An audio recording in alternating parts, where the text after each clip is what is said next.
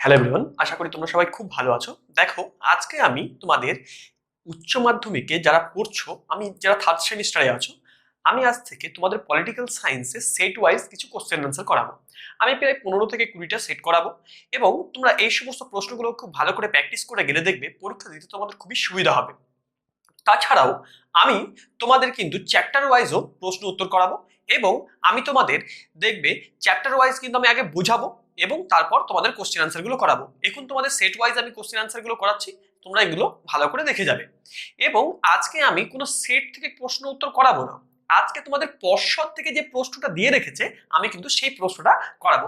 তোমরা এই প্রশ্নগুলো খুব ভালো করে একবার দেখে নেবে, তাহলে তোমাদের মধ্যে একটা আইডিয়া চলে আসবে। আর আমি তোমাদের পার্সোনালি রিকমেন্ড করবো যে তোমরা সবাই না খুব ভালো করে বইটাকে পড়বে, টেক্সট বইটাকে পড়বে। আমি যদিও তোমাদের পড়াবো, কিন্তু তাও তোমরা কিন্তু খুব ভালো করে টেক্সট বইটাকে পড়বে। টেক্সট বই পড়লে কিন্তু তোমাদের অনেকটা উপকার হবে, কারণ টেক্সট বই যদি ভালো করে পড়ো তোমরা কিন্তু সমস্ত উত্তরগুলোই পেয়ে যাবে। এবং যদি শুধুমাত্র পাস করতে যাও তাহলে বলবো যে হ্যাঁ চলো এরকম ভাবে সেট অ্যান্সার করলে তোমাদের কিন্তু ভালো হবে।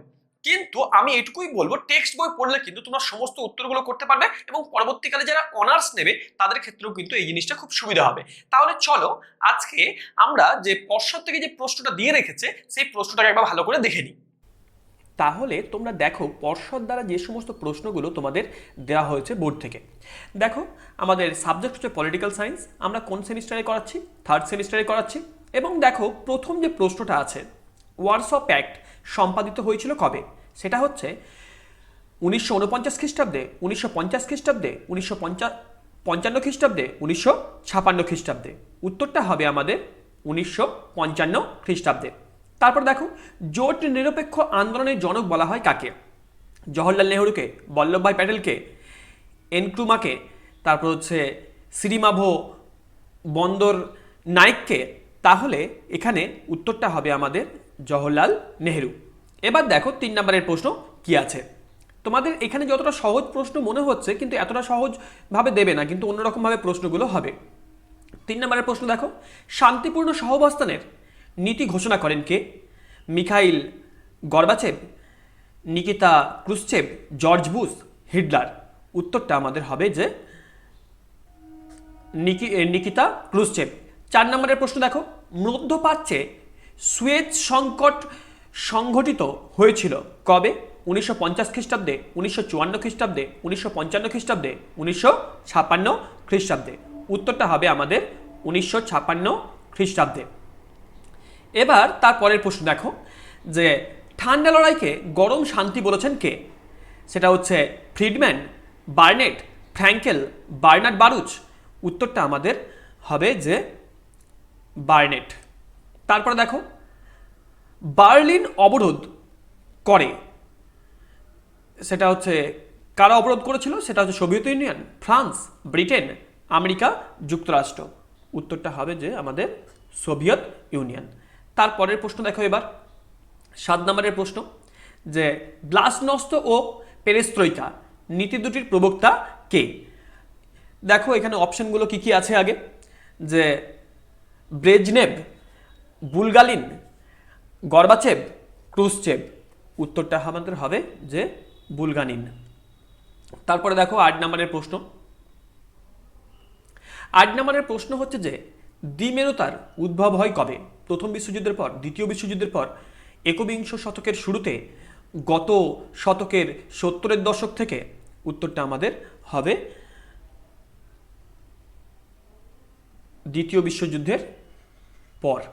তারপরে দেখো, শান্তির জন্য মিলিত হওয়ার প্রস্তাব গৃহীত হয়েছিল কবে? 1954 খ্রিস্টাব্দে, 1948 খ্রিস্টাব্দে, 1950 খ্রিস্টাব্দে, 1961 খ্রিস্টাব্দে। উত্তরটা হবে আমাদের 1948 খ্রিস্টাব্দে। এবার দেখব 10 নম্বরের প্রশ্নে কি আছে। দেখো 10 নম্বরের প্রশ্ন, নিরাপত্তা পরিষদ ভেটো প্রদান করতে পারে স্থায়ী সদস্য রাষ্ট্ররা, অস্থায়ী সদস্য রাষ্ট্ররা, সব সদস্যরা, কেউই পারে না। উত্তরটা আমাদের হবে যে স্থায়ী সদস্যরা। তারপরে দেখো 11 নম্বরের প্রশ্ন, সম্মিলিত জাতিপুঞ্জের প্রথম মহাসচিব কে ছিলেন? উ থান্ট, ট্রিকভেলি, হচ্ছে কোফি আন্নান, বুত্রোস ঘালি। উত্তরটা আমাদের হবে যে ট্রিক ভ্যালি, এটা কিন্তু খুবই গুরুত্বপূর্ণ একটা প্রশ্ন, এবং আগের প্রশ্নটাও কিন্তু খুবই গুরুত্বপূর্ণ। নিরাপত্তা পরিষদের ভেটো প্রদান করার ক্ষমতা, এটা কিন্তু খুবই একটা গুরুত্ব, এই দুটো পরপর খুবই গুরুত্বপূর্ণ একটা প্রশ্ন। তারপরে দেখো, সাধারণ সভাকে বিশ্ব বিবেকের কণ্ঠস্বর বলেছেন কে? পামার পার্কিন্স, অস্টিন, গুডরিচ, হচ্ছে ইচেল, বার্জার। উত্তরটা আমাদের হবে যে অস্টিন। তারপরে দেখো, নিরাপত্তা পরিষদের অস্থায়ী সদস্যদের কার্যকালের মেয়াদ কত বছর? তাহলে এখানে উত্তরটা কি হবে? 2 বছর, 5 বছর, 7 বছর, 9 বছর। উত্তরটা কিন্তু আমাদের হবে 2 বছর। এবার 14 নম্বরের প্রশ্ন দেখো, সাধারণ সভার অধিবেশন বসে বছরে 1 বার, 2 বার, 3 বার, 4 বার। উত্তরটা হবে আমাদের 1 বার। তারপরে দেখো, আন্তর্জাতিক বিচারালয়ের বিচারপতিদের কার্যকাল কত বছর? 3 বছর, 6 বছর, 9 বছর, 10 বছর। উত্তরটা আমাদের হবে যে 9 বছর। তারপরে দেখো, সম্মিলিত জাতিপুঞ্জের সনদ সংশোধন করতে পারে সাধারণ সভা, নিরাপত্তা পরিষদ, আন্তর্জাতিক বিচারালয়, সাধারণ সভা ও নিরাপত্তা পরিষদ। উত্তরটা আমাদের হবে যে সাধারণ সভা, নিরাপত্তা পরিষদ। তারপরের প্রশ্ন দেখো, এনটিপি স্বাক্ষরিত হয়েছিল কত খ্রিস্টাব্দে? 1968 খ্রিস্টাব্দে, 1971 খ্রিস্টাব্দে, 1972 খ্রিস্টাব্দে, 1999 খ্রিস্টাব্দে। উত্তরটা হবে যে 1968 খ্রিস্টাব্দে। তারপর দেখো, সল্ট ওয়ান স্বাক্ষরিত হয় ভারত চীনের মধ্যে, আমেরিকা ও ভারতের মধ্যে, আমেরিকা ও সোভিয়েত ইউনিয়নের মধ্যে, ভারত ও পাকিস্তানের মধ্যে।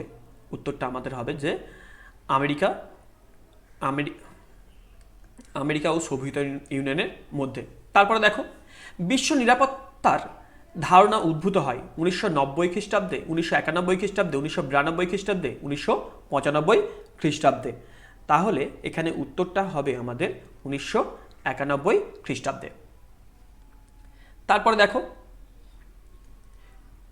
স্টার্টের পুরো নাম কি? এখানে প্রশ্নটাই একটু ভুল আছে, এবং প্রশ্নটা ঠিক আছে, কিন্তু উত্তরের অপশনগুলোতে ভুল আছে। এখানে স্টার্টের পুরো নাম জানতে চাওয়া হয়েছে, কিন্তু দেখো আমি নিচে লিখে দিয়েছি এই প্রশ্নের অপশনগুলো সম্ভবত সাল হিসাবে দেওয়া হয়েছে, সেহেতু সালটাই জানতে চাওয়া হয়েছে। তাহলে এর উত্তর হবে কিন্তু 1973 খ্রিস্টাব্দে। এবার যদি বলা হয় যে স্টার্টের পুরো নামটা কি, সেটা হবে, তোমরা লিখে নেবে, স্ট্র্যাটেজিক আর্মস রিডাকশন ট্রিটি।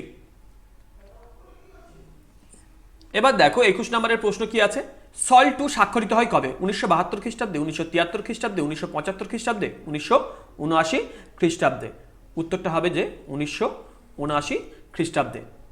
তারপরের প্রশ্ন দেখো, 22 নম্বরের প্রশ্নে কি আছে, নিচের কোনটি প্রচলিত নিরাপত্তার উপাদান? প্রতিরোধ, প্রতিরক্ষা, ক্ষমতার ভারসাম্য, জোটবদ্ধতা, সবকটি। উত্তরটা আমাদের হবে যে প্রতিরোধ, প্রতিরক্ষা। তারপরে দেখো, অস্ত্র নিয়ন্ত্রণ চুক্তি।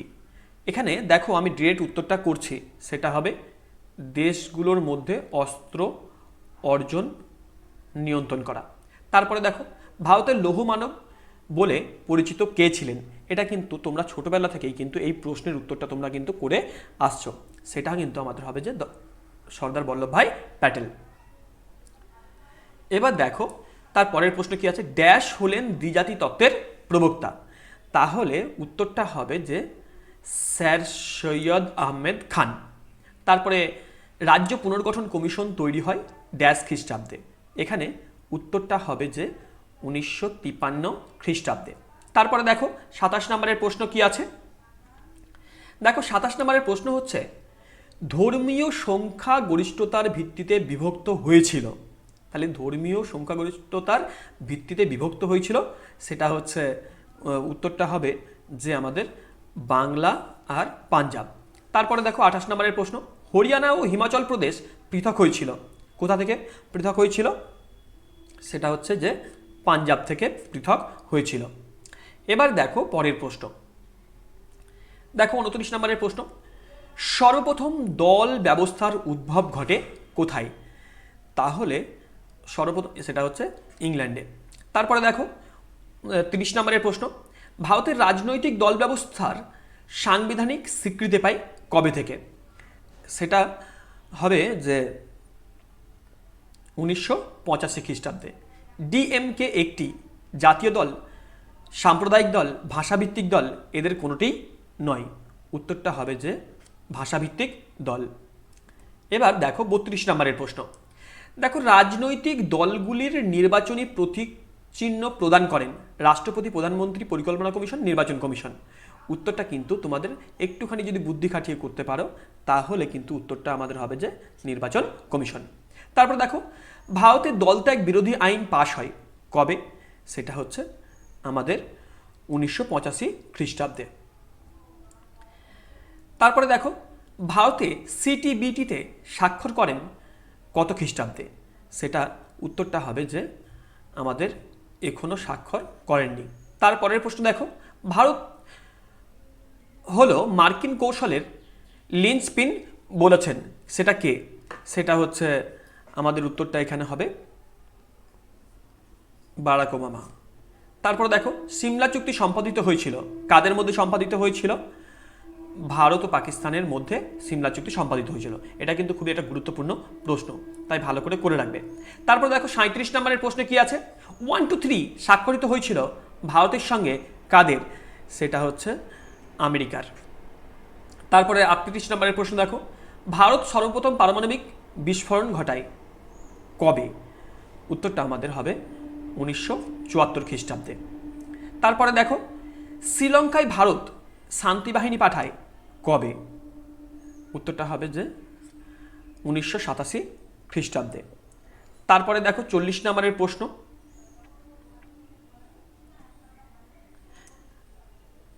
আমরা কোনো পক্ষ বা সামরিক জোটের অন্তর্ভুক্ত নই, আমরা কেবল একটি পক্ষেরই অন্তর্ভুক্ত এবং তা হলো শান্তির পক্ষ। উক্তিটি করেছেন কে? উক্তিটি করেছে জওহরলাল নেহরু। তোমরা এই সমস্ত প্রশ্নগুলোকে খুব ভালো করে পড়ে যাবে, তাহলেই দেখবে তোমরা কিন্তু পরীক্ষায় সমস্তটা কমন পেয়ে যাচ্ছ। এবং পলিটিক্যাল সায়েন্স কিন্তু খুবই একটা সহজ সাবজেক্ট, যদি তোমাদের ভালো লাগে তো দেখবে, যদি খুব ভালো করে মন দিয়ে পড়ো দেখবে পড়তেও ভালো লাগবে এবং তোমার রাষ্ট্রের সম্বন্ধে সমস্ত কিছু জানতে পারবে, তাহলেই তোমার কিন্তু ভালো লাগবে।